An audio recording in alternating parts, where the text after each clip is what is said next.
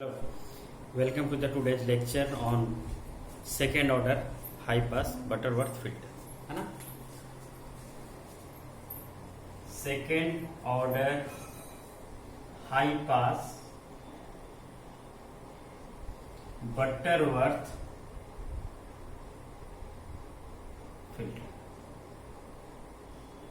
Okay, so that is very very simple, है ना।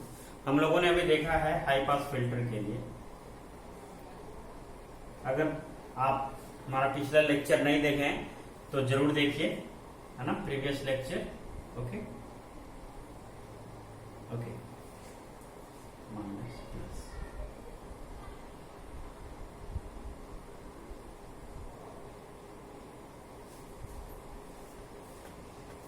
हमने देखा था कि यहाँ पे एक कैपेसिटर था और यहाँ पर एक कैपेसिटर था, है ना, और यहाँ पर एक रेजिस्टेंस का वैल्यू था,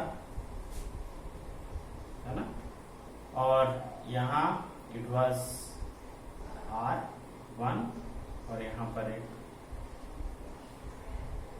फीडबैक रेजिस्टेंस था RF, है ना। और ये 741 ओप एम्पलीफायर सपोज आप ले सकते हैं, नो प्रॉब्लम। और ये वी आउट है। अगर फर्स्ट ऑर्डर फिल्टर आपने बनाया है, अब आपको सेकेंड ऑर्डर फिल्टर बनाना है, आपको कुछ नहीं करना है। आप जैसा यहाँ स्ट्रक्चर है, सेम स्ट्रक्चर, जैसे यहाँ R है, यहाँ C है ना, यहाँ पर सेम एक और इसी तरह का इसका कॉपी बना दीजिए। R यहाँ और C यहाँ, है ना, और यहाँ से आप इनपुट दे दीजिए V, है ना, और ये कैपेसिटर हो गया। दोनों का वैल्यू आप सेम ले लीजिए, है ना, यहाँ पर Vin दे दीजिए और यहाँ पर कैपेसिटर हो गया C। ओके, और ये जो वैल्यू है इसको आप for the sake of simplicity आप इसको यहाँ कनेक्ट कर दीजिए R, है ना, और इसके बाद आप यहाँ एक लोड रेजिस्टेंस भी लगा सकते हैं, नो, ठीक है। यहाँ ये भी R होगा, ये भी R होगा, दोनों का वैल्यू सेम होगा, है ना, क्योंकि अभी हमने जब फर्स्ट ऑर्डर फिल्टर बनाया था तो इस तरह का आया था, है ना, 20 dB पर डिकेड ये आया था इसका स्लोप, क्योंकि इधर फ्रीक्वेंसी है और इधर गेन है ना। अगर सेकेंड ऑर्डर फिल्टर बनाएंगे तो ये इसका जो रिस्पॉन्स है ना, ये और थोड़ा ऐसे आके ऐसे देख रहे हैं, ये आइडियल फिल्टर का रिस्पॉन्स ऐसा रहता है। और ये देखिए, ये है फर्स्ट ऑर्डर फिल्टर, ये वाला, और ये जो अब हम दूसरा वाला बना रहे हैं ये है आपका सेकेंड ऑर्डर, है ना। ये 40 dB पर डिकेड होगा, इसका 40 dB पर डिकेड इसका स्लोप। हाँ, एक बात और है कि जो लो पास फिल्टर होता है उसमें स्लोप -20 dB पर डिकेड होता है, लेकिन इसमें +20 dB पर डिकेड होगा, क्योंकि इसमें जो है स्लोप पॉजिटिव होगा। ओके, सो ये धीरे धीरे जैसे जैसे हम बढ़ाते जाएंगे, है ना, ये रिस्पॉन्स अच्छा होता जाएगा, second order, third order, fourth order, है ना। तो इसमें और R C सब कैलकुलेट करने का जो फॉर्मूला रहेगा एग्जैक्टली सेम, है ना। ओके, क्योंकि FS दिया रहेगा, ठीक है। दूसरा, आपको C का वैल्यू आप चूज करेंगे 1 माइक्रोफैराड से कम कोई भी वैल्यू जो आपके अवेलेबल होगा। तीसरा, R कैलकुलेट कर लेंगे आप, क्योंकि ये और R दोनों सेम ही है, ये दोनों से C सेम ही है ना। ये आप कर लेंगे कैलकुलेट 1/2 पाई FL इंटू C। FL दिया रहता है इसमें, है ना, कट ऑफ फ्रीक्वेंसी, है ना, यहाँ पर दिस जो FL। ओके, यहाँ से आप R निकाल लेंगे, ठीक है। और चौथा जो है वो R1 आप कोई भी वैल्यू ले लेंगे, है ना, less than R1 less than कितना हो जाएगा 100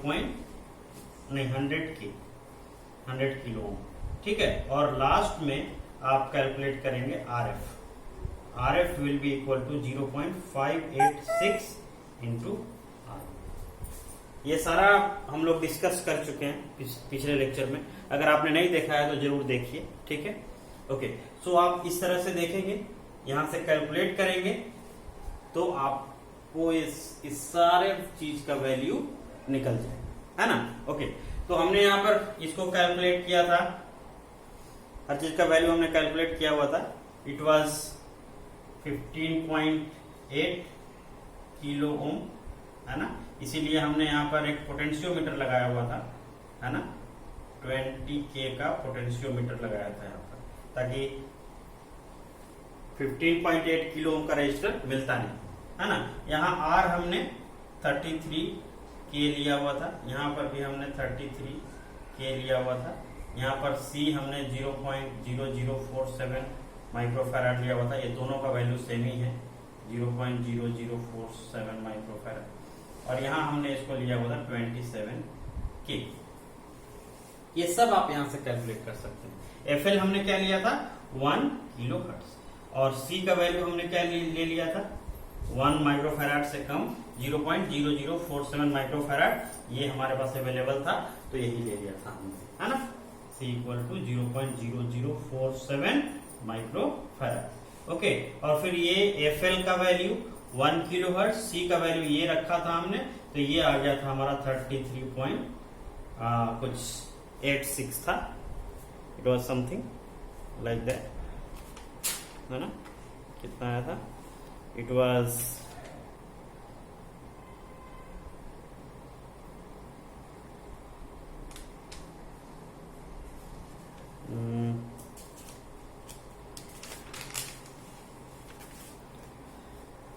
okay, so where is the calculation?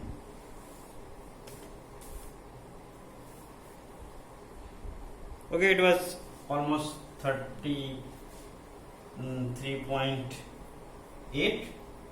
Kilo ohm, है ना। तो हमने इसको इक्विवेलेंट जो नियरेस्ट अवेलेबल था 30K वो ले लिया था यहाँ पर 33K। ओके, और R1 का value less than 100 kilo ohm लेना चाहिए था। जनरली लैब में 27K का रेजिस्टेंस अवेलेबल रहता है, तो इसलिए इसको हमने ले लिया था, है ना। ओके, और ये है आपका RF 0.586, R1 के हिसाब से हमने RF कैलकुलेट कर लिया था, और ये कितना आया था, 15.8 किलो, है ना।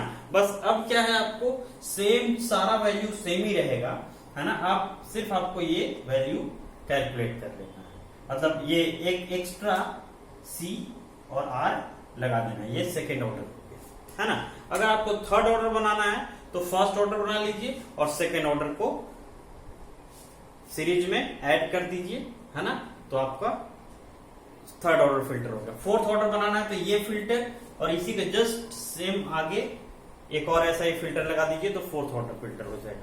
तो फिल्टर का ऑर्डर बढ़ता चला जाएगा और इसका रोल ऑफ फैक्टर और स्टीप होता चला जाएगा, है ना।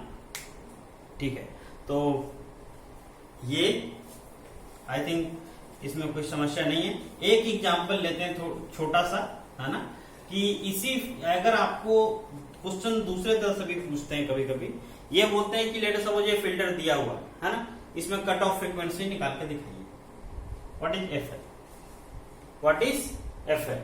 तो आप क्या करेंगे, आपको पता है इसका जो वैल्यू होता है ये होता है 1/2 पाई RC, 1/2 पाई R क्या है, R is 33 into 10⁶ into C is 4.7 into 10⁻⁹। जब ये वैल्यू आप निकालेंगे तो ये लगभग 1K के आसपास आ जाएगा, 1000 हर्ट्ज के आसपास आ जाएगा, या 1 किलो हर्ट्ज कह सकते हैं आप, इसके आसपास आ जाएगा, है ना।